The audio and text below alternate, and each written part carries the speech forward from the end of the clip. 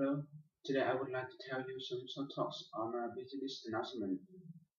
Number one, first, the speaker announced that night dinner honored their colleague, Miss Radish.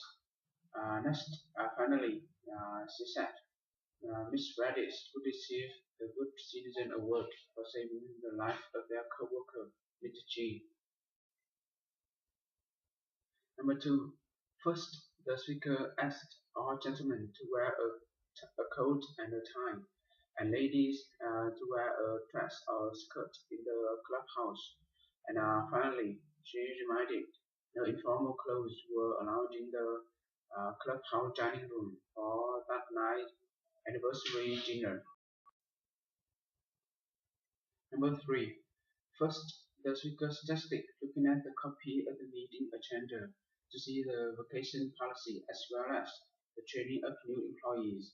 And finally, he announced they would discuss the budget that day, since the accountant Mr. Lopez was out sick. Number four, first, the speaker announced the ABC Food Company was opening a new factory in Asia.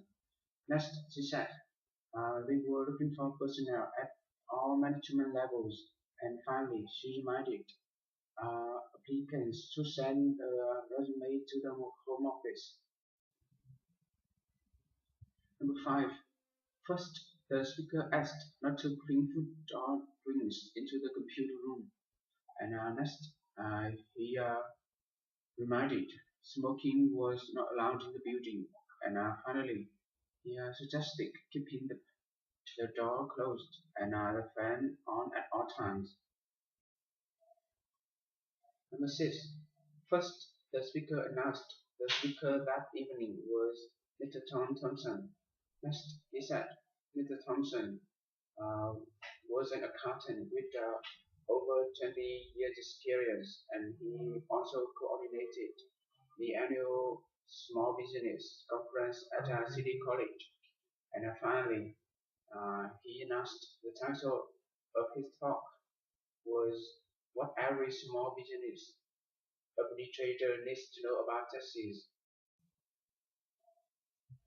Number seven, first, the speaker advised all employees to use the south elevator or the stairs when exiting the building that afternoon, because the repair work on the north elevator had been begun that morning and would continue all day. Finally, she expected to have the repairs finished and everything in working order by following morning. Number eight, first, the speaker announced they had started an Employee of the Month program in order to show the company's appreciation for the hard work of all their employees.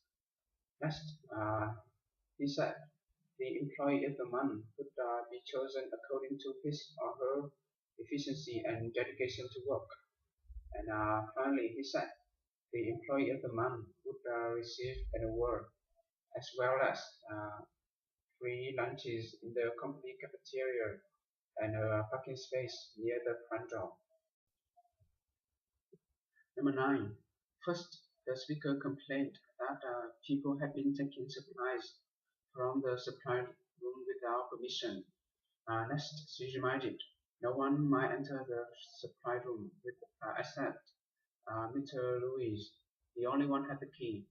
And finally, she suggested giving a list to Mr. Louis if 2 days ahead of time if they needed the supplies, and he would get the supplies for them. Number 10. First, the speaker announced they would choose several employees to send to the International Business Conference in California at the end of the year. Next, he suggested telling their department heads if they were interested in attending the conference. And finally, he said all department heads would submit a list of interested employees to the Human Resources Office at the end of the month. Number 11. First, the speaker suggested joining the expanding computer systems consulting department in the areas of accounting, organizational and managerial systems development, automation, and implementation. Next, she advised to write to them in confidence if they had 3 to 5 years of experience with moderate capability with mainframe and personal computer systems. Finally, she reminded uh, compensation uh, compensation commensurate with experience. Number 12. First, the speaker announced the concert laboratories had an immediate opening for innovative uh, electrical engineers with communications and hardware design experience. Next, he reminded the position required for BS or an MS with at least 5 years of experience in high-speed logic design. And finally, he suggested sending resume, including salary, history, and requirements. Number 13. First, the speaker wanted to know if they were looking for a career opportunity with a fast-growing major corporation, or if they were willing to work and can get by on $20,000. Their first share in while in training, because there was a real chance for future advancement. Next, she reminded public relations trainees must have excellent writing and communication skills.